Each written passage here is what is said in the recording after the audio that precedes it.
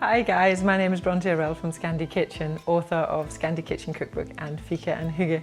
Today we're going to be making Scandinavian cinnamon buns. They are so delicious. First we're going to show you how to make the dough, and afterwards we're going to show you how to do that particular little twist that we make on the buns.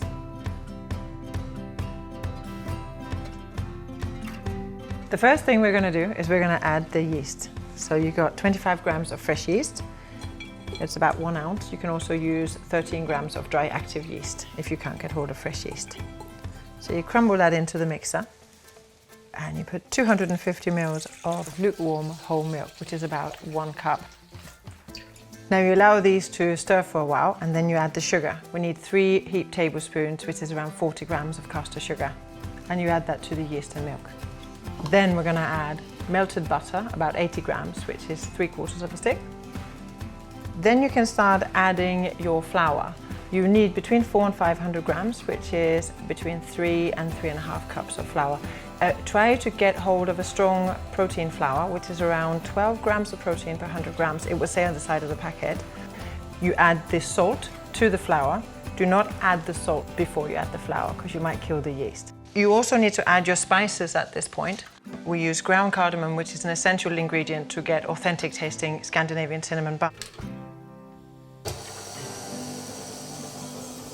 And then we need about half an egg. Save the other half of the egg because we need that for the buns afterwards.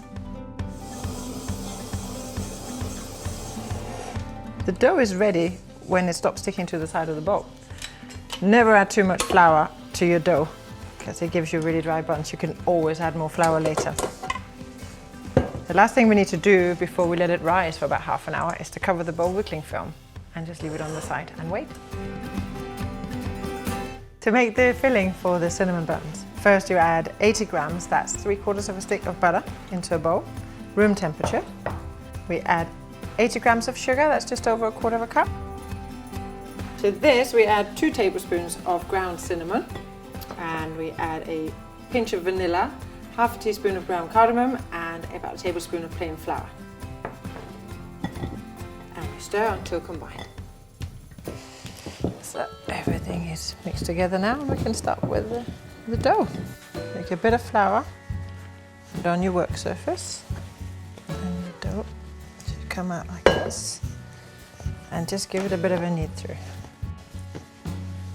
Your dough by now should be nice and springy, and now we need to roll the dough out. So we're going to roll the dough out into a rectangle, around 40 to 50 centimeters. Let's take your time doing this. It needs to be quite thin. Make sure you add more flour if it's needed. Next, we're going to spread on our filling. Use a spatula and spread it evenly all over the dough.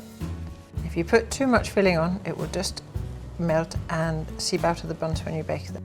Next, we're going to fold the dough twice. So first, you take the bottom bit of the dough, 2/3 up, press it down a little bit, and then you take the top end and fold it over. So you end up with 3 layers.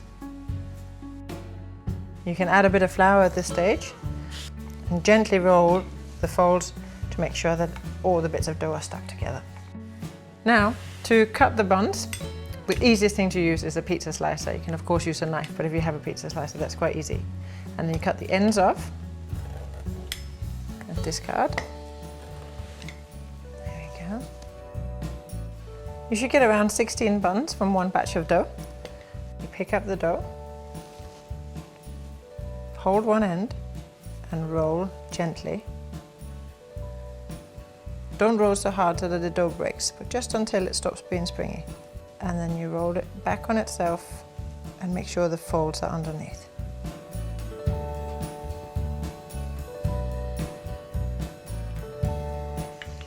Brush the buns lightly with egg wash. And when we've done this, you need to leave them for around 20 to 25 minutes to rise again for the second time. And then you pop them in a hot oven. Depending on your oven, it can take anything from 5 to 7 minutes to bake the buns.